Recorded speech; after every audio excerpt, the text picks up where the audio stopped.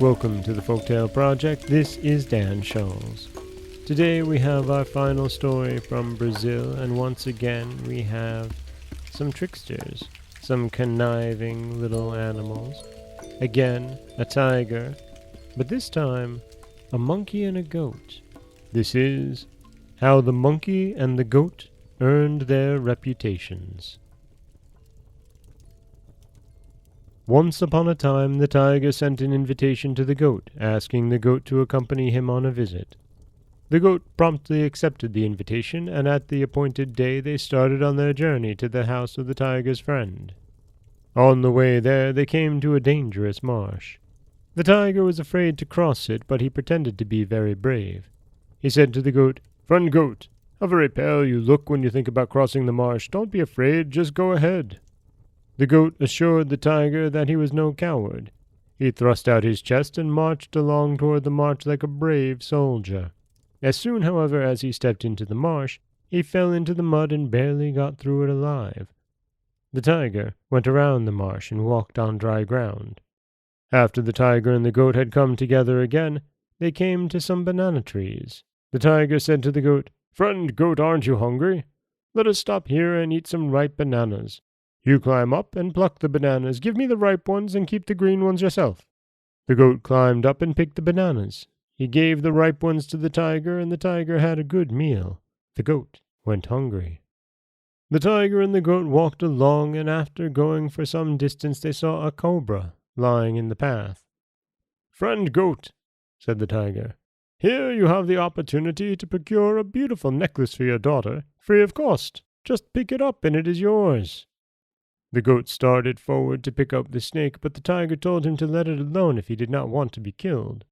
When the tiger and the goat arrived at the house of the tiger's friend, it was very late. They soon went to bed in hammocks hung close together. At midnight, the tiger rose quietly, walked on tiptoe to the door, opened it, and went out. He hurried to the place where the sheep were kept, killed the fattest lamb of the flock, and had a feast. Then he went back to the hammock, wiped the blood on the goat, and went to sleep. Early the next morning the host discovered that one of his lambs was missing. He hastened to the room where the tiger and the goat were sleeping and accused the tiger of having killed the lamb. The tiger looked up at him with an innocent expression and asked, "Do you see any blood on me?" There was no blood on the tiger, but the host looked into the next hammock and he saw the goat all covered with blood. "I know now who has killed my fattest lamb," he said, and he gave the goat such a beating that the poor goat barely escaped with his life. From that day on, when one speaks of a person who has been easily imposed upon, he calls him the goat. Things happened very differently with the monkey. One day, not long afterward, the tiger invited the monkey to accompany him when he went to visit his friend. The monkey accepted, and the tiger and the monkey set out on the journey. When they came to the marsh, the tiger said to the monkey, "Friend monkey, how very pale you look when you think about crossing the marsh. Don't be afraid, just go ahead." "You go ahead yourself," replied the monkey. The tiger went through the marsh and fell into the mud so that he was barely able to get out again. The monkey went around the marsh and walked on dry ground. After a while, the tiger and the monkey came to the banana trees. "Friend monkey," said the tiger, "aren't you hungry? Let us stop here and eat some bananas. You climb up and pluck the bananas. Give the ripe ones to me, and you may keep the green ones for yourself." The monkey climbed up and picked the bananas, but he ate all of the ripe ones himself and threw the green ones down to the tiger. The tiger was forced to go hungry, but the monkey had a good meal. Finally, the tiger and the monkey came to a cobra lying in the path. "Friend monkey," said the tiger, "here you have the opportunity to procure a beautiful necklace for your daughter free of cost. Pick it up and it is yours." "Pick it up yourself," replied the monkey. When the tiger and the monkey arrived at the house of the tiger's friend, it was very late. They went to bed in hammocks hung up close together.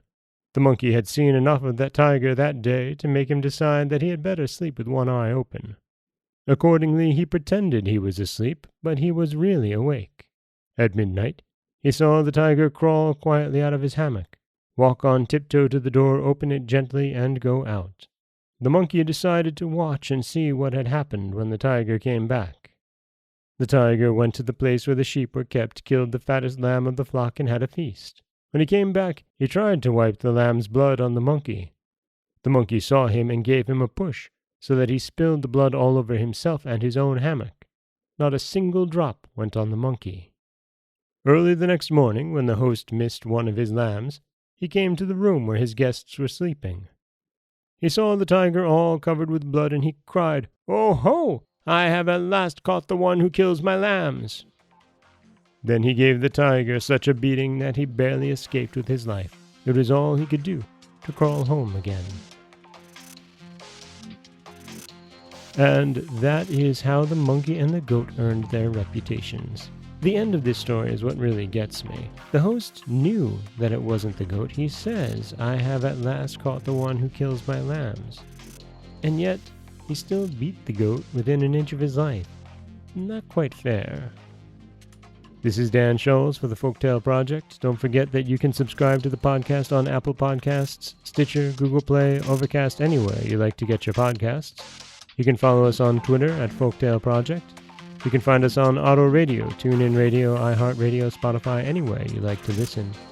And you can always head over to folktaleproject.com, where you'll find a new story waiting for you every Monday, Wednesday, and Friday. And don't forget that if you'd like to help support the podcast, you can always head over to patreon.com/folktaleproject, or give a rating or review on Apple Podcasts or anywhere that you listen. I always love reading them. Next week, we'll be back with 3 new stories. As always, thank you so much for listening.